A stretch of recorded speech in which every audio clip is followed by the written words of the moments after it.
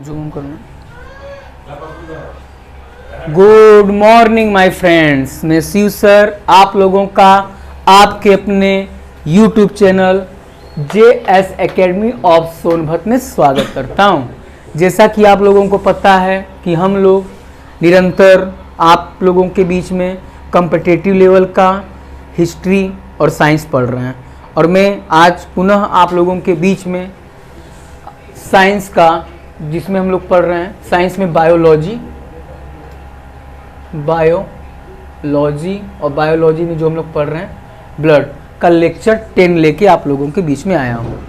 अब तक हम लोगों ने टोटल लेक्चर 9 तक कंप्लीट कर लिया है, जिसमें हम लोगों ने कॉम्बिनेशन ऑफ ब्लड के बारे में पढ़ लिया है और RBC WBC के बारे में पढ़ चुके हैं। तो WBC के टाइप कितने होते हैं, 5 टाइप्स होते हैं, उनके बारे में पढ़ लिया। उनसे होने वाले कौन से इम्यूनिटी होते हैं, फर्स्ट लेवल की इम्यूनिटी, सेकेंड लेवल की, एडवांस लेवल की इम्यूनिटी, सारी चीज़ें होंगी। चलिए आज हम लोग एक चीज़ पढ़ते हैं जिसको आप लोग जानते होंगे। तो हेडिंग बनाइएगा आप लोग, वैक्सीनेशन। क्या बनाइएगा? वैक्सीनेशन अर्थात टीकाकरण। टीकाकरण। अच्छा, इसको पढ़ाने से पहले मैं आप लोगों से एक क्वेश्चन करना चाहूँगा।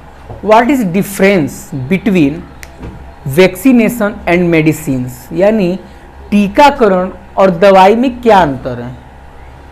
आप लोग सोचते होंगे कि शायद टीकाकरण और दवाई सेम होता होगा, ऐसा नहीं है। तो आगे मैं आपको इसमें डिफरेंस बताऊंगा। अगर मान लीजिए इन केस आप लोगों को पता है तो अच्छी बात है, नहीं पता है तो आगे मैं आप लोगों को बताऊंगा। आइए हम लोग अपने टॉपिक पे चलते हैं।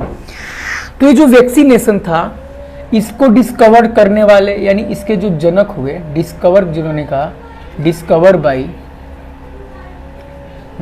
Bye Edward Jenner. कौन हुए? एडवर्ड जेनर हुए हमारे। और इन्होंने जो एडवर्ड जेनर जो वैक्सीनेशन के खोजकर्ता हुए, तो इन्होंने एडवर्ड जेनर ने सबसे पहले जो वैक्सीन बनाई थी वो किस पे बनाई थी? तो ये क्वेश्चन बनता है। तो उन्होंने स्मॉल पॉक्स यानी छोटी माता पर बनाया था। स्मॉल पॉक्स पे बनाया था। ठीक, ओके। तो वैक्सीनेशन को इन्होंने डिस्कवर किया यानी खोज की, और किस पे इन्होंने बनाया? तो स्मॉल पॉक्स पे बनाया। इसलिए एडवर्ड जेनर को ही फादर ऑफ वैक्सीनेशन बोला जाता है। क्या बोला जाता है? फादर ऑफ वैक्सीनेशन बोला जाता है। अच्छा, ये बताइए, जो टीकाकरण होता है तो हम लोग क्यों टीका लगवाते हैं? वायरसों से होने वाली बीमारियों से। ठीक, यानी हम टीकाकरण इसलिए करवाते हैं कि हम उस वायरस से होने वाली बीमारी से बचें, और टीकाकरण लगने से हमारे शरीर के अंदर इम्यूनिटी पावर इंक्रीज करता है, और जब हमको वो वायरस हमारे शरीर को में इंजेक्ट करता है तो हमारा इम्यूनिटी पावर इतना स्ट्रॉन्ग रहता है कि उस वायरस को किल कर देता है, उस वायरस को मार देता है। यानी इनडायरेक्टली मैं ये कहना चाहूँ कि वैक्सीनेशन का जो डायरेक्टली प्रोपोर्शनल है, यानी अगर इसका सीधा संबंध मैं देख लूँ तो मेरे इम्यूनिटी पावर से। तो इसलिए एडवर्ड जेनर को हम लोग फादर ऑफ इम्यूनोलॉजी भी बोलते हैं। क्या बोलते हैं? फादर ऑफ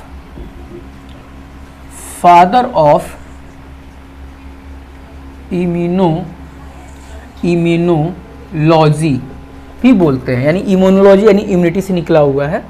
ठीक, तो यहां तक आप लोग इसको करिए। ठीक, तो आई होप सो आप लोग इसको कर लिए होंगे। तो चलिए अब हम लोग अच्छे से समझते हैं कि जो ये वैक्सीनेशन होता है, क्या है वैक्सीनेशन, टीकाकरण है क्या?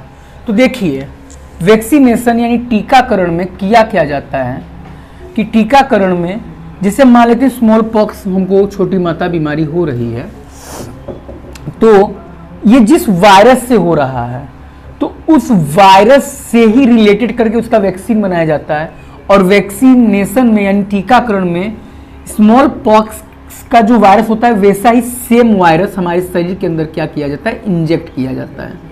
सेम वायरस क्या किया जाता है, इंजेक्ट किया जाता है। कहेंगे सर गजब की बात है सर, स्मॉल पॉक्स वायरस यानी विषाणु से होने वाली बीमारी है और टीकाकरण में हम इस बीमारी से बचना चाहते हैं, इस डिसीज से बचना चाहते हैं, तो हम उसी जैसा वैसा ही अगर वायरस अपने शरीर में इंजेक्ट कर देंगे, डलवा देंगे, तो क्या हमको ये बीमारी नहीं हो जाएगी? सही बात है आपका, ये क्वेश्चन स्वाभाविक बात है आप करेंगे, बट ऐसा नहीं होता है। क्यों नहीं होता? क्योंकि जो वायरसेस होते हैं, वायरसेस जो होते हैं इनके अंदर एक प्रोटीन पाया जाता है, प्रोटीन पाया जाता है। और ये प्रोटीन क्या करता है, ये प्रोटीन जब वायरस लिविंग के अंदर इंजेक्ट करते हैं, लिविंग के अंदर इंजेक्ट करते हैं, प्रवेश करते हैं, तो यही प्रोटीन के जरिए, इसी प्रोटीन के जरिए ये लिविंग के अंदर ये वायरस क्या होता है, एक्टिव होता है। ठीक, तो इसी लिविंग के जरिए इसी प्रोटीन के जरिए ये वायरस लिविंग में क्या होता है, एक्टिव होता है। तो हम लोग जब वैक्सीनेशन करते हैं, यानी जो हमारे साइंटिस्ट होते हैं जब वैक्सीन की खोज करते हैं या वैक्सीनेशन जब करते हैं वो, तो सेम वायरस तो इंजेक्ट करते ही हैं, बट वो क्या करते हैं, इस प्रोटीन को निकाल देते हैं। तो जब ये प्रोटीन निकल जाता है तो ये जो वायरस है ये एक्टिव फॉर्म में ना होके बल्कि डीएक्टिव फॉर्म में, एक्टिव फॉर्म में हमारे बॉडी में इंजेक्ट किया जाता है। ठीक, हमारी बॉडी में क्या किया जाता है, इंजेक्ट किया जाता है। और जैसे ही ये डीएक्टिव वायरस हमारे शरीर के अंदर इंजेक्ट होता है, प्रवेश करता है, तो आपको मैंने लेक्चर 9 में ही पढ़ाया है लिम्फोसाइट और मोनोसाइट के बारे में। तो जो मैंने पढ़ाया था कि जो WBC के 5 टाइप्स होते हैं, उसमें जो लिम्फोसाइट और मोनोसाइट्स था, तो वो मुझे एडवांस लेवल की इम्यूनिटी प्रदान कर रहे थे। तो फिर से वही मोनोसाइट क्या करेगा, वायरस की पहचान करेगा और फिर एक केमिकल बनाएगा जिसको हम लोगों ने पढ़ा हुआ है क्लास लेक्चर 9 में। तो वो सारा प्रोसेस पुनः होने लगेगा, और जब वो सारा प्रोसेस पुनः होने लगेगा तो मेरा जो एंटीबॉडी है वो 2 चीजों में टूटेगा, एक फ्री एंटीबॉडी में टूटेगा और एक मेमोरी सेल का कार्य करेगा। यानी अब ये वैक्सीन जाके हमारे शरीर के अंदर क्या करता है कि मेमोरी सेल बनवा देता है, मेमोरी सेल बनवा देता है। और ये जैसे ही मेमोरी सेल बन जाती है तो इन फ्यूचर आगे चल के अगर स्मॉल पॉक्स का वायरस हमारे बॉडी के अंदर अगर इंजेक्ट कर जाएगा, अगर आ जाएगा, तो हम उससे बीमार नहीं होंगे, क्योंकि ऑलरेडी वैक्सीनेशन के कारण उसका मेमोरी सेल क्या हो चुका है, हमारे बॉडी में बन चुका है। यानी हम लोग स्मॉल पॉक्स से होने वाली बीमारी से, यानी स्मॉल पॉक्स वाले वायरस से बच जाएंगे। ठीक, ये होता है वैक्सीनेशन का मतलब। अच्छा, ये सारी चीजें देखिए, वैक्सीनेशन और मेडिसिन में डिफरेंस यही होता है कि वैक्सीनेशन में सेम वायरस डाले जाते हैं और डीएक्टिव फॉर्म में डाले जाते हैं। ये सारी चीजें आपके मेडिसिन में नहीं होती हैं। जैसे आपको मान लेते हैं फीवर हो गया है, तो फीवर हो गया आपको, तो आप पैरासीटामोल जो दवा खाते हैं तो उसमें क्या उसके अंदर क्या सेम वायरस होते हैं क्या? नहीं ना। यानी दवा एक अलग चीज है और वैक्सीनेशन, ये प्रोसेस पूरा मैंने आपको समझा दिया। अच्छा, एक चीज और मैं आप लोगों से पूछना चाहूंगा कि जैसे बच्चे जन्म लेते हैं तो 2-4 दिन के बाद ही उनको टीका लगाया जाता है ना, कि इस बीमारी से वो बच जाए, इस बीमारी से बच जाए। तो क्या जो मेमोरी सेल बना, जो ये मेमोरी सेल बना है, ये इसका टाइम ड्यूरिंग क्या होता है, टाइम पीरियड या टाइम ड्यूरिंग इसका क्या होता है, टाइम पीरियड क्या होता है इसका? तो अगर लोग कहते हैं कि अगर वैक्सीनेशन हो चुका है तो हम पूरी लाइफ अब उस वायरस से ग्रसित नहीं होंगे या उस वायरस से हमको बीमारी नहीं होगी। यानी अगर मेमोरी सेल बन चुका है तो इसका टाइम पीरियड लाइफ टाइम होता है।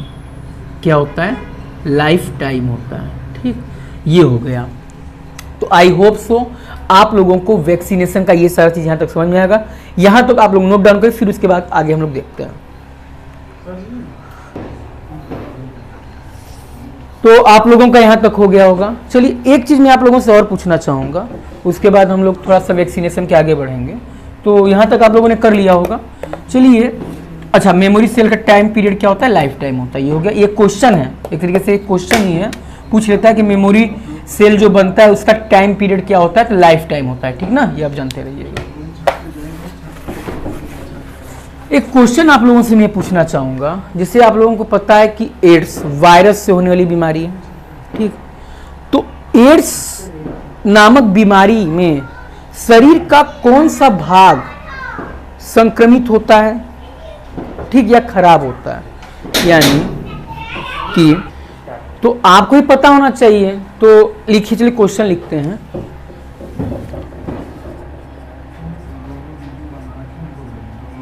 एड्स का वायरस हमारे किस भाग को संक्रमित करता है या प्रभावित करता है, जो भी, ठीक ना, यहां तक हो गया। तो आगे आप मुझे फुल फॉर्म एड्स बताइए। आगे एड्स का फुल फॉर्म आगे आप बताइए मुझे, फुल फॉर्म क्या होता है इसका।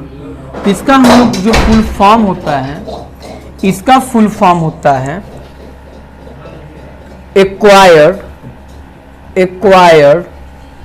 इम्यूनो डिफिशिएंसी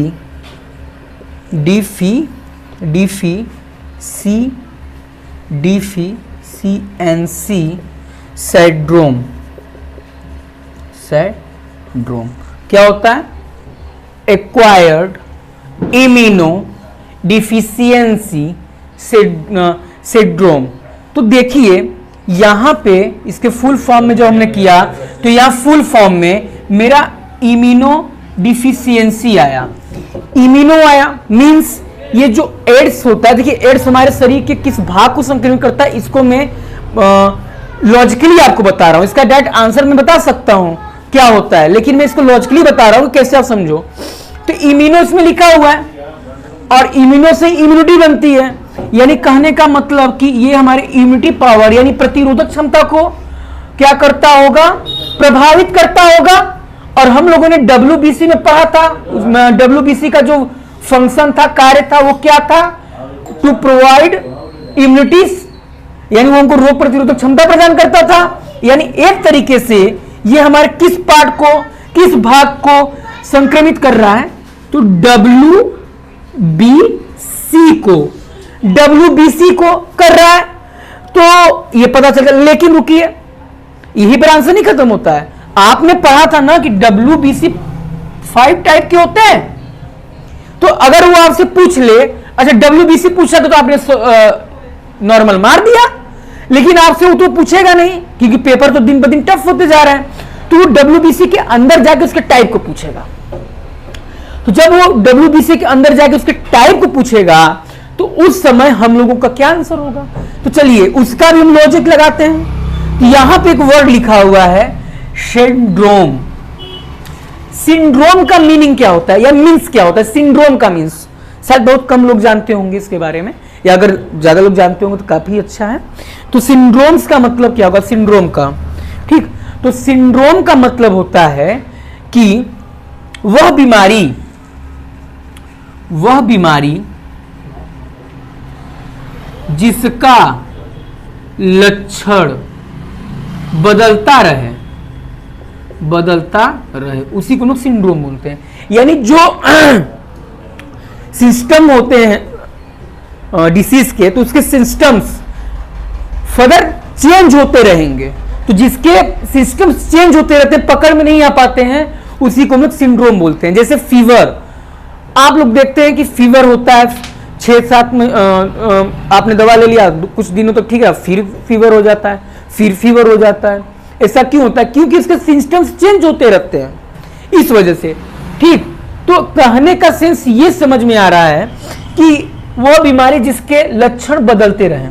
और आप लोगों को मैंने बहुत ही अच्छे से आप लोगों को पढ़ाया था, लेक्चर 9 को आप लोग देखे होंगे अच्छे से, तो कि मैंने आप लोगों को बताया था एंटीबॉडी और एंटीजन के बारे में। तो मैंने एंटीजन को बताया था, जो प्रतिजन था हिंदी में, तो वो फॉरेन पार्टिकल्स होते थे जो हमारे वायरस के जरिए हमारे शरीर के अंदर आते थे। और एंटीबॉडी जो था एक प्रकार का प्रोटीन था जो हमारे प्लाज्मा के द्वारा या प्लाज्मा में, और डब्ल्यूबीसी का एक टाइप उसमें बनता है, वो मैं भी बताऊंगा। तो हमारे शरीर के अंदर एंटीबॉडी था और एंटीबॉडी ही इस एंटीजन को किल किया करता था। तो कहने का जो सिस्टम्स चेंज होते रहेंगे तो क्या उसका जो एंटीजन है सेम रहेगा? नहीं रहेगा ना। और उसका एंटीजन सेम नहीं रहेगा तो क्या एंटीबॉडी बार बार उसका मेमोरी सेल नहीं बनाएगा? बनाएगा ना, क्योंकि एक बार जो मेमोरी सेल बनाया दूसरी बार उसने अपने एंटीजन को चेंज कर दिया, ठीक, अपने सिस्टम्स को चेंज कर दिया, फिर उससे ग्रसित हुआ, फिर हमने दबा लिया, फिर उसने मेमोरी सेल बना लिया मेरे, फिर अगले बार फिर उसने अपने सिस्टम्स को चेंज कर लिया। तो कहने का इन द सेंस ये समझ में आ रहा है कि जब सिंड्रोम्स यानी जो वह बीमारी जो अपना लक्षण बदलती रहती हैं, तो इस केस में होता क्या है कि जो मेरी एंटीबॉडी होती है, एंटीबॉडी जो होती है, एंटीबॉडी हमारी एंटीबॉडी मेमोरी सेल नहीं बना पाती, मेमोरी सेल नहीं बना पाती है, ठीक हो गया। तो जब एंटीबॉडी मेमोरी सेल नहीं बना पाती तो बार बार हम लोग बीमार पड़ते रहते हैं। अच्छा, ये एंटीबॉडी किस पर बनता था? देखिए यहां पे ध्यान दीजिए, ये एंटीबॉडी किस पर पाया जाता था? तो हम लोगों ने डब्ल्यूबीसी का एक टाइप पढ़ा हुआ है, लिम्फोसाइट ना, लिम्फोसाइट पढ़ा हुआ है। लिम्फोसाइट जो मैंने पढ़ाया था आप लोगों को ऐसे ऐसे करके, जो वाई की तरह मैंने करके बताया था ना कि ये जो होते थे इन्हीं को हम लोग एंटीबॉडी बोलते थे, एंटीबॉडी।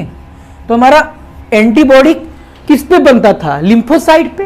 तो यानी एक तरीके से एड्स में हमारा कौन सा अंग संक्रमित होता है? तो डब्ल्यूबीसी। और डब्ल्यूबीसी में भी कौन सा होता है? तो लिम्फोसाइट होता है। अच्छा, लिम्फोसाइट भी दो प्रकार के होते हैं। अच्छा, लिम्फोसाइट में भी कौन सा होता है? तो टी लिम्फोसाइट होता है। कौन होता है? टी लिम्फोसाइट होता है, ठीक। अब आप लोगों से इतना डीप में नहीं पूछेगा फिलहाल, तब लोग आप लोग जान जाइए कौन सा होता है। तो टी लिम्फोसाइट यानी एड्स में हमारा कौन सा भाग संक्रमित होता है? तो टी लिम्फोसाइट होता है। यहां तक आप लोग इसको कर लीजिए।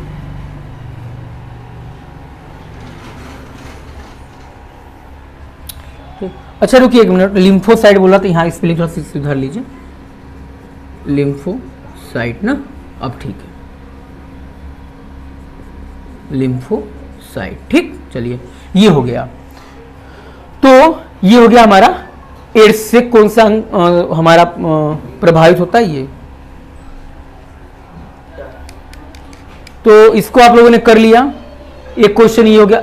चलिए एक क्वेश्चन मैं और करवा देता हूं, उसके बाद हम लोग लेक्चर 10 को एंड करते हैं, ठीक। तो एक क्वेश्चन है, क्या है वो क्वेश्चन? तो क्वेश्चन होता है कि निम्न में से कौन हमें रोग प्रतिरोधक क्षमता प्रदान कराता है? निम्न में से कौन हमें इम्यूनिटी पावर यानी रोग प्रतिरोधक क्षमता, रोग प्रतिरोधक क्षमता यानी इम्यूनिटी पावर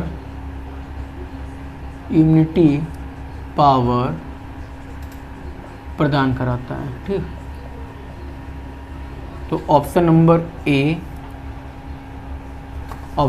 ए, बी, सी और डी हो जाएगा न्यूट्रोफिल, ठीक। फिर इसके बाद लिम्फोसाइट, ठीक। फिर हो जाएगा हमारा मोनोसाइट, और एक और होता है जिसको हम लोग बोलते हैं ल्यूकोसाइट ना।